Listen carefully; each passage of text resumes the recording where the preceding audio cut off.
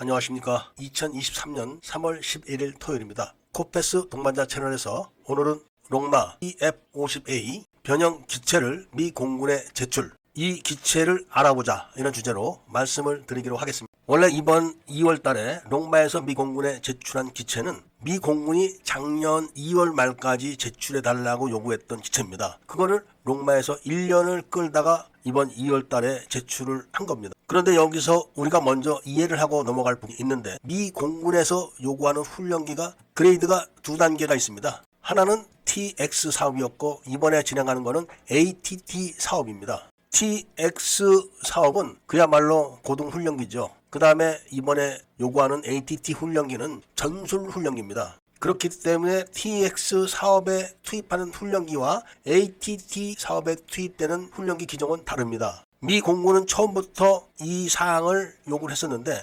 보잉에서 T-7A를 제출했을 때 TX 사업에 선정된 다음에 미 공군에서 이 사항을 요구를 했을 때는 이미 T-7A에는 ATT에서 요구하는 성능을 포함할 수가 없는 정도의 저사양이 드러났기 때문에 이번 ATT 훈련기 사업에서는 보잉 T-7A는 제외가 되는 게 확실할 겁니다. 그래서 미 공군은 작년 2월 달에 롱마에게 이런 요구사항을 너희들이 확실하게 장착한 기종을 공군에 제출해라, 이렇게 얘기를 했음에도 불구하고 롱마가 계속 대답을 차일피일 미뤘는데, 한국에서 보잉에게 순싸구려 기체로 덤핑을 해서 먹었다, 이런 이야기를 하는 동안 롱마는 바로 그 보잉의 T-7A 기체를 연구를 했던 겁니다. 어떻게 저렇게 정말 싸게 기체를 만들 수 있을까? 컴퓨터 엔지니어링이라는 게 도대체 뭔가, 정말 가능한가, 이런 걸 다 연구를 해본 다음에 롱마에서는 보잉의 새로운 기법에 대해서 긍정적인 평가를 했던 겁니다. 그렇지만 이번에 미 공군에 제출한 ATT용 훈련기는 새로운 기종은 아닌 걸로 알려지고 있습니다.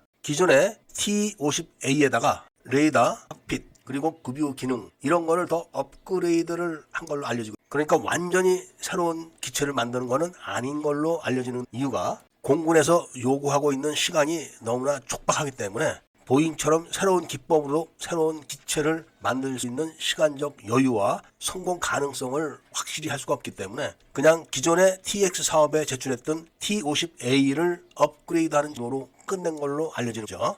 그런데 이 기체와 미 해군에서 요구하는 기체는 또 다릅니다. 미 해군에서 요구하는 기체는 T-7A를 미 공군에 납품하게 결정된 보잉이 참가할 수 있는 정도의 수준입니다. 그러니까 T-7A를 보강하면 가능한 거예요. 이 이야기는 미 해군 훈련기는 또다시 보잉과 롱마, 그리고 이탈리아의 네오나르도, 이렇게 3사가 경쟁을 있는 겁니다. 이런 정도로 기본적인 판세를 이해를 하시게 되면 이번 사업에 대한 이해가 아주 쉬울 겁니다. 미 공군에서 요구하고 있는 AT 훈련기 수량은 대략 280대 정도로 알려집니다. 그러니까 카이에서 현재 생산하고 있는 FA-50하고는 완전히 다른 기종이죠. 그렇지만 롱마와 카이가 컨소시엄을 형성해서 하는 그런 사업이기 때문에 카이는 롱마가 요구하는 사양의 기체라든지 부품 등급을 하는 걸로 알려지는 거죠. 이 부분에 대해서 최종적으로 한 번 더 정리를 한다면, 보잉의 T-7A는 이번 미 공군의 ATT 훈련기 사업은 참가하지 못하는 기종으로 딱 끝난 겁니다. 그러니까 T-7A는 기본 훈련 이외에는 고동 전술 훈련은 할 수가 없는 기종이다. 이게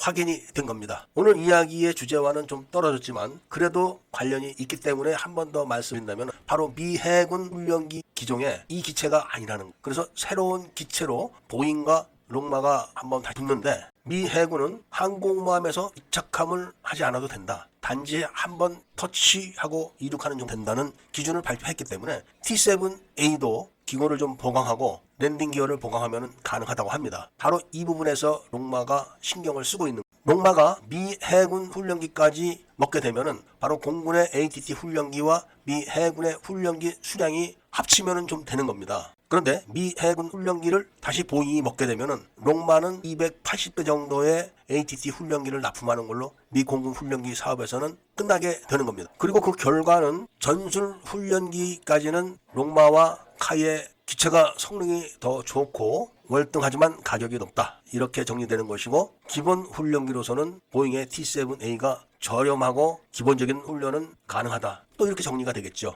그렇게 되면은 훈련기 시장에 또 양분되는 겁니다. 곧 롱마의 사장이 카이를 방문해서 카이와 협상을 마치게 되면은 결과가 나올 것 같으니까 그때 더 자세한 이야기를 해드리기로 하고 오늘 이야기를 여기서 마치도록 하겠습니다. 애국 시민분들과 밀매분들께서는 구독을 꼭 좀 해주시고 좋아요와 알림 설정을 부탁드리면서 이야기를 들어주신 데 대해서 감사드립니다.